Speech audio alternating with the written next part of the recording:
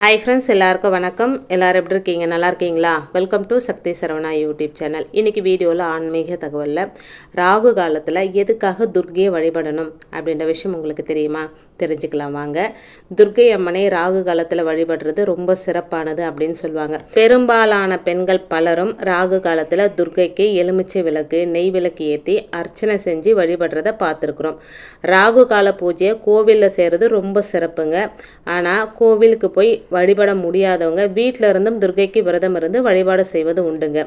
அம்பிகையின் அதீத சக்தி நிறைந்த வடிவமாக கருதப்படும் துர்க்கையை எதுக்காக நாம் ராகு காலத்தில் வழிபடணும்? அம்பிகையின் வடிவங்களில் துர்க்கை அம்மனுக்கு தனி சிறப்பு, தனியான வழிபாட்டு முறைகள் இருக்குங்க. பொதுவாக செவ்வாய் மற்றும் வெள்ளிக்கிழமைகளில் சுமங்கலி பெண்கள் தங்களின் மாங்கல்ய பலம் பெருக வேண்டும் அப்படின்றதுக்காக துர்க்கையை வழிபடுறது உண்டுங்க. துர்க்கைக்கு குங்குமம் மற்றும் மஞ்சள் கொண்டு பலரும் அர்ச்சனை செய்து வழிபடுவதும் உண்டுங்க. துர்க்கை அம்மன் பார்வதியின் வடிவங்களில் ஒன்றாகும். துர்க்கை என்றால் துக்கமெல்லாம் போக்குபவள் அப்படின்னு அர்த்தக்குங்க. சிவாலயங்களிலும் அம்மன் கோவில்களிலும் உள்ள துர்க்கையை சிவதுர்க்கை அப்படின்னும், பெருமாள் கோவில்களில் உள்ள துர்க்கையை விஷ்ணு துர்க்கை அப்படின்னு நாம் சொல்கிறோம். துர்க்கை அம்மனை செவ்வாய், வெள்ளி மற்றும் ஞாயிற்றுக்கிழமைகளில் வரும் ராகு காலத்தில் விளக்கேற்றி அர்ச்சனை செய்து வழிபட்டால் வேண்டுதல்கள் நிறைவேறும், நம்முடைய துன்பங்கள் அனைத்தும் தீரும் அப்படின்றது ஐதீகங்க. எந்த காரியத்தை செய்வதாக இருந்தாலும் நல்ல நேரத்தில் செய்யணும் அப்படின்னு சொல்லுவாங்க. ஆனால் மங்களங்களை அருளும் துர்க்கை அம்மனை ராகு கால நேரத்தில் வழிபட வேண்டும் அப்படின்னு சொல்கிறாங்க. எதுக்காக துர்க்கை அம்மனை ராகு காலத்தில் வழிபடுறோம் அப்படின்ற சந்தேகம் பலரோட மனசுலையும் இருக்கலாங்க. வாரத்தோட ஒவ்வொரு நாளும் ஒவ்வொரு கிரகத்துக்கு உரியதாக குறிப்பிடுறோம். ஆனால் நவகிரகங்களில் ஒருவராக இருக்கும் ராகுவிற்கும் கேதுவிற்கும் தனியான நாள் கிடையாதுங்க. இதனால தான் தினமும் 1.5 மணி நேரம் ராகு காலமாகவும் அடுத்த 1.5 மணி நேரம் கேதுவுக்குரிய யமகண்டமாகவும் நாம் சொல்கிறோங்க. ஒவ்வொரு கிரகத்திற்கும் ஒரு தெய்வம் அதிதேவதையாக இருக்கும். அதே போல் ராகுவிற்குரிய அதிதேவதையாக சொல்லப்படுவது துர்க்கையம்மன். அதனால தாங்க ராகுவால் ஏற்பட்ட துன்பங்கள் நீங்க ராகு காலத்தில் துர்க்கையை வழிபடுறோம். துர்க்கையம்மனை செவ்வாய் மற்றும் வெள்ளி, ஞாயிற்றுக்கிழமைகளில் ராகு காலத்தில் எலுமிச்சை விளக்கேற்றி வழிபடுவது சிறந்தது. துர்க்கையம்மனுக்கு செய்யப்படும் ராகு கால வழிபாட்டிற்கு அப்படின்னு சில முறைகள் இருக்குங்க. அதன்படி வழிபட்டால் அன்னையின் முழு அருளையும் நம்முடைய வழிபாட்டிற்கான முழு பலனையும் நம்மளால் பெற முடியும். ராகு காலத்தில் துர்க்கை அம்மனை நம்ம எப்படி வழிபாடு செய்யணும்? ஒரு எலுமிச்சியை எடுத்து 2ஆ நறுக்கி சாறு பிழிஞ்சிட்டு அதோட தோல் பகுதியை பின்புறமாக திருப்பி விளக்கு போல் மாற்றினாங்க. அதில் எண்ணெய் அப்படி இல்லைன்னா நெய் விட்டு தீபம் ஏற்றணும். அடுத்தவங்க ஏற்றிய விளக்குலேருந்து தீபத்தை ஏற்றக்கூடாது. அது ரொம்ப ரொம்ப முக்கியங்க.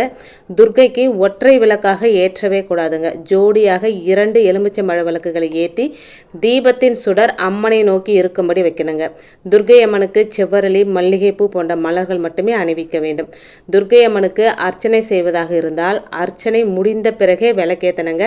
விளக்கேற்றிய பிறகு செய்ய வேண்டியவை: விளக்கேற்றி வச்சுட்டு 3 முறை வலம் வணங்கணுங்க. அதுக்கப்புறம் குறைந்தபட்சம் 20 நிமிடங்களாவது கோவில் அமர்ந்து துர்க்கை அம்மனை வழிபட வேண்டும். ராகுவால் உண்டான துன்பங்கள் தீர்வதற்காக செய்யப்படும் பூஜை அப்படின்றதுனால துர்க்கையை வழிபட்ட பிறகு நவகிரகத்தை சுற்ற வேண்டிய அவசியம் இல்லைங்க. ஏன்னா துர்க்கை அம்மனை வழிபட்டாலே நவகிரகத்தை சுற்றின பலன் நமக்கு கிடைக்குங்க. நேராக கோவிலில் பூஜையெல்லாம் முடிச்சுட்டு நேராக வீட்டுக்கு பூஜை அறையில் ஒரு நெய் தீபம் ஏற்றி தீப தூப ஆராதனை காமிச்சு பூஜையை நிறைவு செஞ்சுக்கணுங்க. குறைந்தது அரை மணி நேரமாவது தீபம் எரியணும். அதுவரை வீட்டை விட்டு வெளியே செல்லக்கூடாது. அதுவும் ரொம்ப ரொம்ப முக்கியங்க. ராகு கால வழிபாட்டுக்கான பலன்கள்: ராகு காலத்தில் துர்க்கை அம்மனை வழிபடுவதால் திருமண தடை அகலும், கணவன் மனைவிக்கு இடையிலான பிரச்சனைகள் நீங்கும், வறுமை நீங்கி செல்வ வளம் பெருகும், ராகு தோஷங்களால் ஏற்படும் பிரச்சனைகள் குறையும், நிம்மதி அதிகரிக்கும், தொழில் முன்னேற்றம் ஏற்படும், யம பயம் நீங்கும். ஞாயிற்றுக்கிழமை ராகு கால நேரமான மாலை 4:30 மணி முதல் 6 மணி வரையிலான நேரத்தில் துர்க்கையை வழிபட்டால் நோய்கள் தீரும். செவ்வாய்க்கிழமை ராகு கால நேரமான பகல் 3 முதல் 4:30 மணி வரையிலான நேரத்தில் துர்க்கையை வழிபட்டால் திருமண தடை, வாழ்வில் ஏற்படும் பலவிதமான துன்பங்கள் போன்றவை நீங்கும்.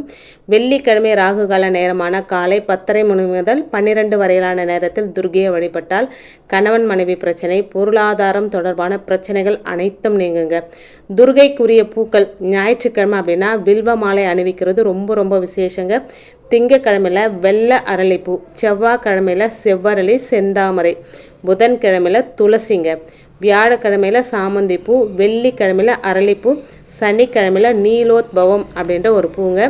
அது என்ன பூ அப்படின்றது எனக்கே தெரியலைங்க. உங்களுக்கு தெரிஞ்சால் எனக்கு கமெண்ட்டில் சொல்லுங்கள். ராகு நிவர்த்தி துர்கை வழிபாட்டு மந்திரம் ரொம்ப ரொம்ப சக்தி வாய்ந்த மந்திரங்க. முதல் மந்திரம் ஓம் காத்யாயனாய வித்மகே கன்னியாகுமரி தீமகி தன்னோ துர்கை பிரச்சோதயாத். அடுத்து ஓம் சிம்மத்வஜாய வித்மகே சூலாஸ்தாய தீமகி தன்னோ மாறி பிரச்சோதயாத். இந்த மந்திரத்தை ராகு கால நேரத்தில் சொல்லி உங்களால் எத்தனை தரம் சொல்ல முடியுமோ அத்தனை தரம் சொல்லி துர்கையம்மனை வழிபாடு செய்யும்போது அன்னையோட பரிபூரணமான அருள் நமக்கு கிடைக்கும் அப்படின்றதுல எந்தவித சந்தேகமும் உங்களுக்கு வேணாங்க. நாளைக்கு ஆங்கில மாதத்தின் முதல் தேதி பிறக்க இருக்குதுங்க. அது மட்டும் இல்லாமல் நாளைய தினம் அஷ்டமி திதியும் சேர்ந்து வந்திருக்குங்க. பொதுவாக அஷ்டமி திதி அப்படின்னா கால பைரவருக்கு உகந்தது. இது நம்ம எல்லாருக்குமே தெரிஞ்ச விஷயந்தாங்க. ஆனால் அஷ்டமி திதியில் தான் காளி தேவி அவதரித்தாள் அப்படின்றதும் குறிப்பிடத்தக்கதுங்க. நாளைய தினம் உங்கள் வீட்டில் இருந்தபடியே உங்களுடைய கஷ்டங்கள் தீர செய்ய வேண்டிய காளி வழிபாட்டை எளிமையான வழிபாடு தாங்க. அதை பற்றி பார்க்கலாங்க. காளி அப்படின்றதுமே கோபக்கார தெய்வம் அப்படின்றது தான் நமக்கு ஞாபகம் வரும். அப்படி கிடையாதுங்க. உண்மையான பக்தியோடு நேர்மையாக இருந்து காளியை வழிபட்டால் அவள் ஒரு சாந்த ஸ்வரூபிணியாக நமக்கு காட்சி தருவாள். நம்முடைய குடும்பத்தை காத்து ரட்சிப்பாள். வேண்டிய வரங்களை எல்லாம் உடனே அள்ளி தரக்கூடிய தெய்வம் தான் காளி. சரி, கஷ்டங்கள் தீர நாளை தினம் என்ன வழிபாடு செய்யுது? நாளைக்கு மாலை 6 மணிலிருந்து 9 மணிக்குள்ளே இந்த வழிபாட்டில் வீட்லேயே செய்யுங்க. இதுக்கு காளியோட திருவுருவப்படம் வீட்டில் இருக்க வேண்டும் அப்படின்ற அவசியம் கிடையாதுங்க. அது பெரும்பாலும் எல்லார் வீட்லையும் இருக்காது. உங்கள் வீட்டில் இருக்க ஏதாவது ஒரு அம்மனை காளியாக நினச்சிக்கலாங்க. நீங்கள் வராகி அம்மனை வச்சுருந்தா கூட அவங்கள காளியாக நினச்சி வழிபாடு செய்யலாம். அந்த அம்மனுடைய திருவுருவப்படத்திற்கு சிவப்பு பூக்களை போடணுங்க. அதுக்கப்புறம் விளக்கேற்றி வச்சுருங்க. அம்மனுக்கு நெய்வேத்தியமாக நெய் சாதம் வைக்கணுங்க. அதாவது பச்சரிசி சாதம் வடித்து அதில் கொஞ்சமாக நெய் விட்டு உப்பு போட்டு கலந்து பிரசாதமாக வச்சுருங்க. சாந்த ஸ்வரூபிணி காளிக்கு வைக்க உகந்த நெய்வேத்தியம் இதுதாங்க. அதுக்கப்புறம் பூஜை அறையில் உங்கள் கஷ்டங்களை எல்லாம் காளியோட பாதத்தில் இறக்கி வச்சுட்டு பின் சொல்லக்கூடிய மந்திரத்தை நீங்கள் சொல்லணுங்க. எண்ணிக்கை என்பது உங்கள் சௌகரியம். 11, 27, 108 முறை கூட சொல்லலாங்க. காளி மந்திரம் ஓம் காளி ஜெய் காளி, ஓம் காளி ஜெய் காளி, ஓம் காளி ஜெய் காளி போற்றி போற்றி. இதுதாங்க அந்த மந்திரம். இன்னொரு தரம் சொல்கிற பாருங்க. ஓம் காளி ஜெய் காளி, ஓம் காளி ஜெய் காளி, ஓம் காளி ஜெய் காளி போற்றி போற்றி. அதுக்கப்புறம் கற்பூர ஆரத்தி காமிச்சு உங்களுடைய பூஜையை நிறைவு செஞ்சுக்கோங்க. பிரசாதத்தை வீட்டில் இருக்கிறவங்க எல்லாரும் சேர்த்து சாப்பிடுங்க. இந்த வழிபாடு உங்கள் குடும்ப கஷ்டத்திற்கு நிச்சயமாக ஒரு தீர்வை கொடுக்குங்க. குறிப்பாக எதிரி தொல்லை கொண்டவர்கள், கண் திருஷ்டியால் கஷ்டத்தை அனுபவிப்பவர்கள், ஏவல் பில்லி சூனியம் போன்ற எதிர்மறை சக்தியால் அவதிப்படும் குடும்பத்தினர் எல்லாரும் நாளை இந்த வழிபாட்டை செய்வது சிறப்பான பலனை தருங்க. நாளை தினம் நீங்கள் கோயிலுக்கு போயிட்டு வழிபாடு செய்வதா இருந்தாலும் சரி, இல்லை வீட்டிலேயே இந்த முறையில் வழிபாடு செய்வதா இருந்தாலும் சரி, மாத பிறப்பில் முதல் நாள் காளியை வழிபட்டு அந்த மாதத்தை தொடங்கும் போது அந்த மாதம் முழுவதும் அந்த காளி தேவியே நமக்கு காவலாக இருப்பாள் அப்படின்றதும் ஒரு நம்பிக்கைங்க. இன்னைக்கு வீடியோவில் நான் சொன்ன விஷயங்கள் உங்களுக்கு பிடிச்சிருந்தது அப்படின்னா ப்ளீஸ் சேனலுக்கு சப்ஸ்கிரைப் பண்ணி சப்போர்ட் பண்ணுங்கள். இந்த வீடியோவை உங்கள் ஃப்ரெண்ட்ஸ் அண்ட் ஃபேமிலிக்கும் ஷேர் பண்ணிவிடுங்க. அவங்களும் பலனடையட்டும். இன்னொரு எளிமையான ஆன்மீக தகவலோடு உங்களை சந்திக்கிறேன். அது வரைக்கும் நன்றி, வணக்கமும். Take care and bye friends.